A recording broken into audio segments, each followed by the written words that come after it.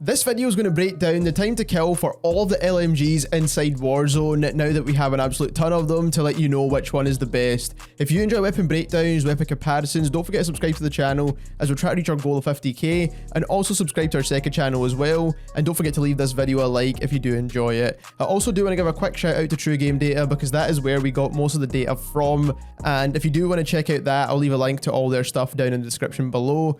But like I said, this video is going to be going over every single LMG that's currently inside the game, and we're going to be looking at all the TTKs to figure out which is the best long range gun when it comes to the LMGs, and mainly we focus on that second damage range because that is where most people will be using the LMGs. They're not very good for close range because they are very slow in terms of movement and slow in terms of aim down sight time, so we really want to focus on using these guns for long range. So again, we took all the TTK values and put it onto a spreadsheet so we can see them all right next to each other, and thankfully there's not as many LMGs as there are SMGs and ARs, but like I said, we will be focusing mostly on the second damage range. Now there was some adjustments made to overall LMGs inside Warzone. Now the only LMG that got changed in terms of damage was the Bren. Now they adjusted the neck shot multiplier and reduced it from 1.5 to 1.4, which is not a huge change for this gun because it does still kill really quickly. But the rest of the adjustments that were made to most of the LMGs were actually in terms of recoil control. So in terms of TTKs, none of the LMGs were really touched. But they did change the recoil of most of them. So now when it comes to LMGs, like I said, the main thing we want to look at is the second damage range here. It is with 250 health, which is 3 armor plates, and it is chest shot TTKs only.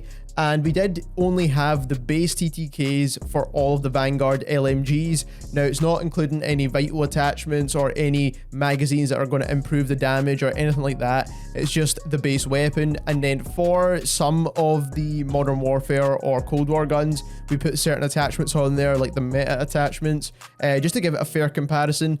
Mainly it's just for the fin, to be perfectly honest with you. Now we're going to arrange this in terms of the second damage range and the TTK for that.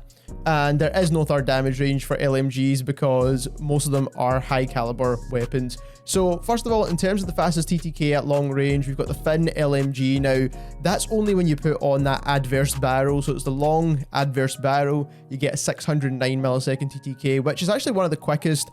Even comparing it to assault rifles at long range, that is really fast for a time to kill. And now it does increase the recoil using that adverse barrel, so it kind of makes it harder to use. So like I said, you do get a bit of a trade-off there. Then we've got the MG82 from Cold War. This gun's been pretty popular recently. Again, pretty hard to use. This did get nerfed in terms of recoil control, but it's still the second fastest killing LMG or even AR if you want to compare it to those in the game. Then we've got the MG34, very hard to use, fast rate of fire. This is from Modern Warfare, so it's not really that good of an LMG. Then we've got the M91, which I do think a lot of people are sleeping on. It's just as accurate as the BRUEN, but it didn't really get touched in terms of recoil or anything at all. Plus you do get that really good accuracy with this weapon, and the TTK is slightly quicker. So in my opinion, this is kind of like the new BRUEN. And I've been talking about the M91 for a while now, but loads of people just don't want to use it for some reason. Then we've got the BRUEN itself. Then we've got the Bren. Now the Bren's TTK is basically the TTK that everyone is currently using at the moment. You can use a slightly faster fire rate mag, but if you want to use the 100 round mags on the Bren, you do get this TTK here. And considering it as an LMG, most people will want to use the larger magazine capacity. Then we've got the PKM, which is not too far off as well. So at long range, it's very similar to the Bren actually.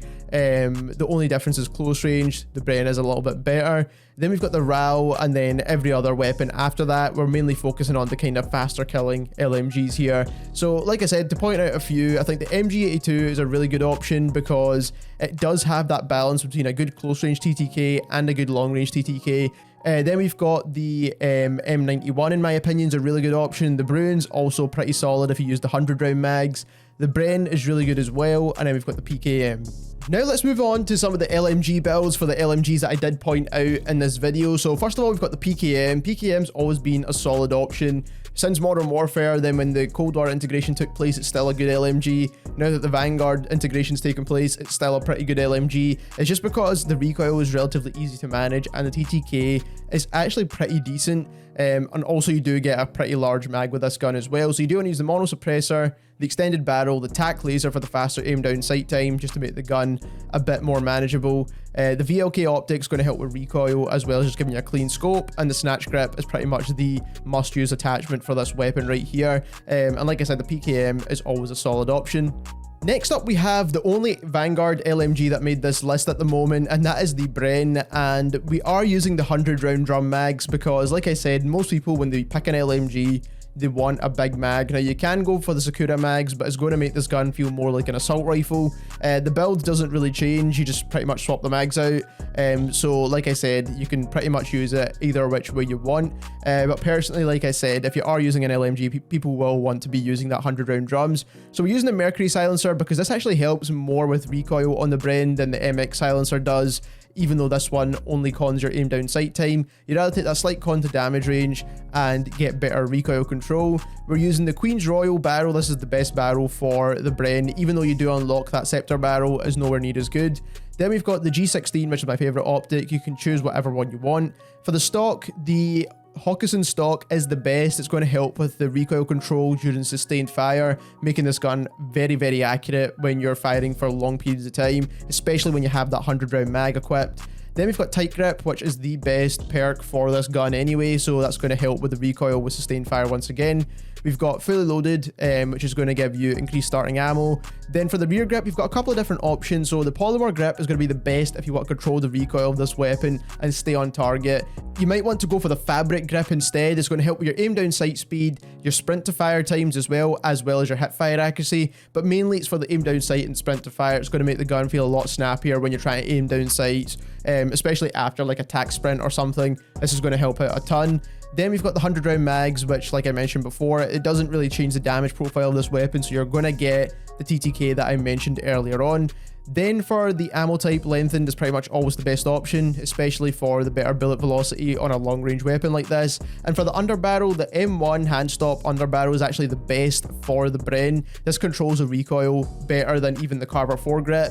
I've actually done a little bit of testing on it. The Carver foregrip is a little bit harder to control than the hand stop. So I know it's the last one you unlock, but once you get to it, it is something that you'd rather use.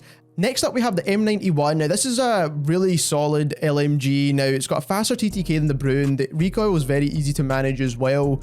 And you can probably use the BRUEN instead of this if you really like that weapon, or if you have it leveled up. But in my personal opinion, I do think this is a little bit better. So you do want to use the monolithic suppressor, not the lightweight suppressor. You want to use the heavy barrel. This is going to give you the best recoil control and bullet velocity. Tac laser once again for the faster aim down sight speed. VLK optic, and then the commando foregrip to stabilize the recoil as much as possible.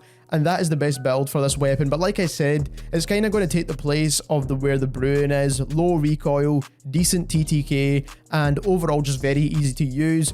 Last but not least, we have the MG82 from Cold War. Now, this gun does have good movement speeds. It's kind of okay at every single range, and that's why it's kind of solid still. The fire rate's pretty fast, but the recoil now is a little bit harder to manage than it was before. So that's something you do want to keep in mind, but I do still think it's overall a better weapon than the Finn LMG.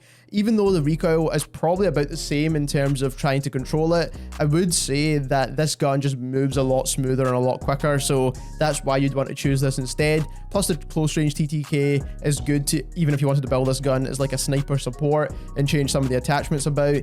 Probably don't really recommend that all that much though, but it's still something you can do with this gun.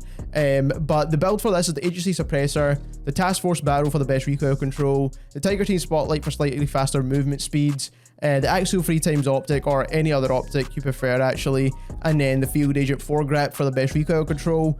So there we have it. Those are the best LMGs for TTK. If you enjoyed this video and you learned something new, don't forget to subscribe to the channel as we try to reach our goal of 50k subscribers. We will be looking into making a sniper guide fairly soon. I do just need to level up all the sniper rifles from Vanguard, and we will be looking at that in a future video. Also, don't forget to subscribe to our second channel, and thank you very much for watching.